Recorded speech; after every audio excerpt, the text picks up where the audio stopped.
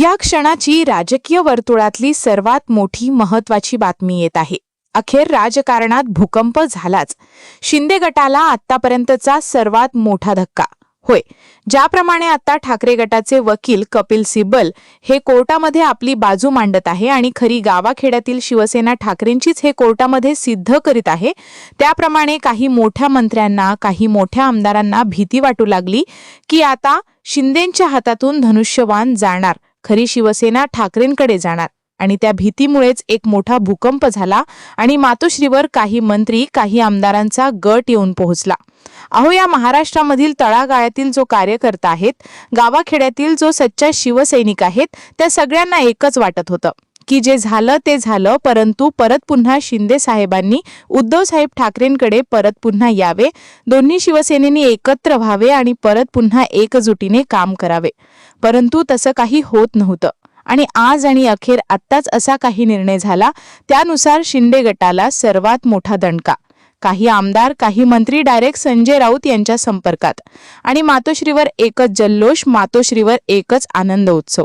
अहो, नेमके हे कोण आमदार आहेत, नेमके हे कोण मोठे मंत्री आहेत, या सगळ्यांची नावे जर तुम्ही ऐकली ना तर तुम्ही सुद्धा म्हणणार की आम्हाला वाटलं नव्हतं की हे फुटणार आणि पुन्हा ठाकरे गटात येणार, परंतु तसं सगळं होत आहे आणि हा राजकारणातला सगळ्यात मोठा राजकीय भूकंप मानला जात आहे।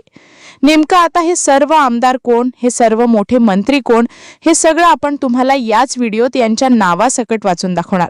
नुसतंच नावं नाही तर यांचा मतदारसंघ कोणता, हे कोणत्या तालुक्यातले आहेत, कोणत्या जिल्ह्यातले आहेत आणि या आमदारांबद्दल, या मोठ्या मंत्र्यांबद्दल नेमकं जनता काय म्हणतीये, तळागाळातील शेतकरी काय म्हणतोय, तळागाळातील कार्यकर्ता काय म्हणतोय, ते सुद्धा आपण लगेच तुम्हाला डायरेक्ट दाखवत आहे। हे सगळं बघितल्यावर तुम्हाला कळणार की खरी शिवसेना कोणची, खरा प्रामाणिक शिवसैनिक नेमकं कोण, हे सगळं आता तुम्ही लगेच बघा।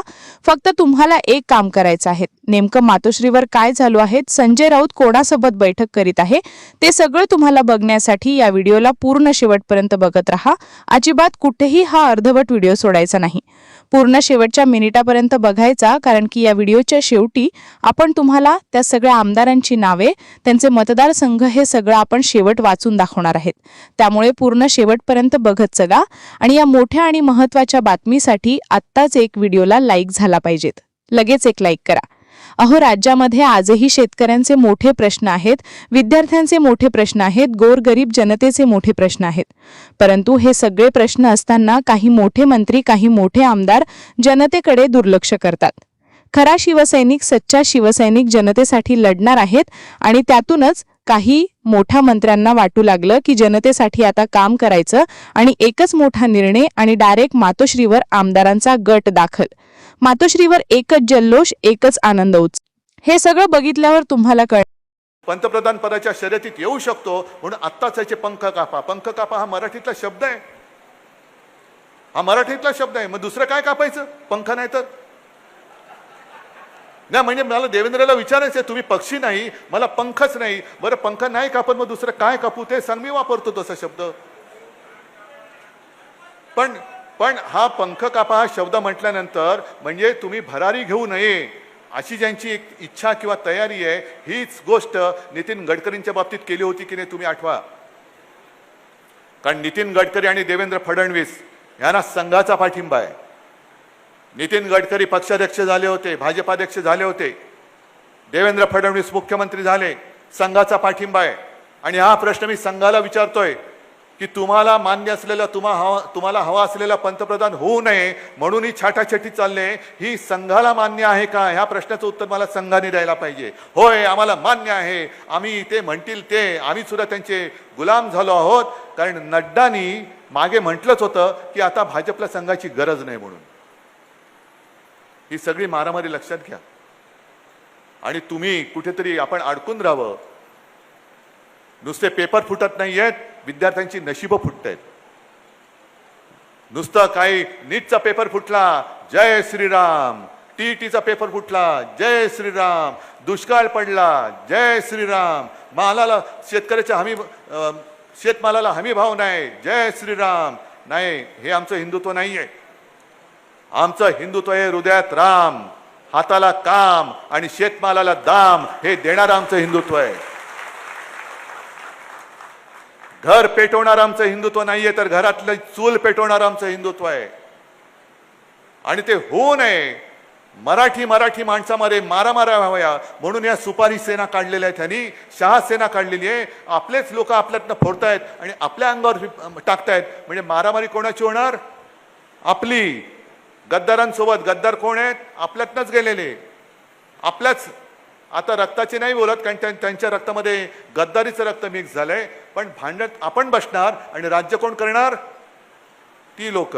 हे तुम्हाला पटतंय का? मला परत खासदार पाहिजे का? मला परत आमदार पाहिजे? कारण ह्यांचे जे मनसुबे आहेत, हे मनसुबे उधळून टाकण्यासाठी म्हणून मला इथला खासदार परत पाहिजे.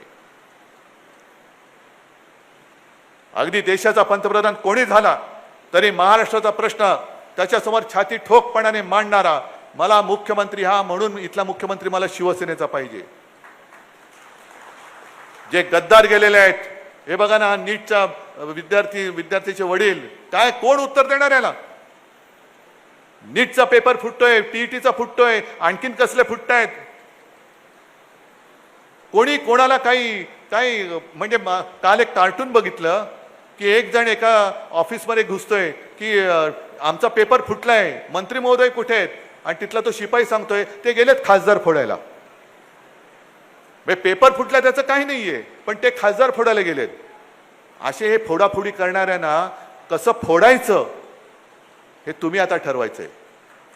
आमच्याकडे श्रद्धा आहे, सबुरी आहे, पण जी लोक बुरी आहेत त्यांचं काय करायचं हे सुद्धा साईबाबांनी सांगितलेलं आहे.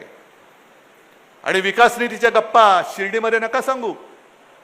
गरीबाच्या घरामध्ये तेल नसताना पाण्याने दिवा पेटवला म्हणून त्यांना आम्ही साईनाथ महाराजची जय म्हणतोय. तेव्हा साईबाबा बोलले असते, अरे मी काय करू, तेल नाहीये, निधी नाहीये. त्यांनी पाण्याने दिवा पेटवून दाखवला. हा चमत्कार, एवढी शक्ती ही साईबाबांकडनं आपण एक कण नाही घेऊ शकत. असेल समोर सत्ता, असेल समोर पैसा, पण माझ्याकडे श्रद्धा आहे. मी जे काम करतोय त्या कामावरती माझी श्रद्धा आहे आणि त्या श्रद्धेचं फळ मिळण्या एवढी माझ्याकडे सबुरी आहे. पण त्याच्यामध्ये जो येईल त्याला तुडवण्याची ताकद सुद्धा मला साईबाबांनी दिलेली आहे. हा आत्मविश्वास घेऊन पुढे चला. आणि अजून 3 वर्ष आहेत. 3 वर्षानंतर, 3 वर्षाच्या आधी हा शुभशकून झालाय. कदाचित न जाणू साईबाबांच्या मनात असंही असेल की या 3 वर्षामध्येच ते सरकार पडेल आणि आपलं सरकार येईल. येऊही शकतं. पण तुम्ही ज्या जिद्दीने इथे आलेला आहात, जोपर्यंत परत आपला शिवसेनेचा खासदार निवडून येत नाही तोपर्यंत शांत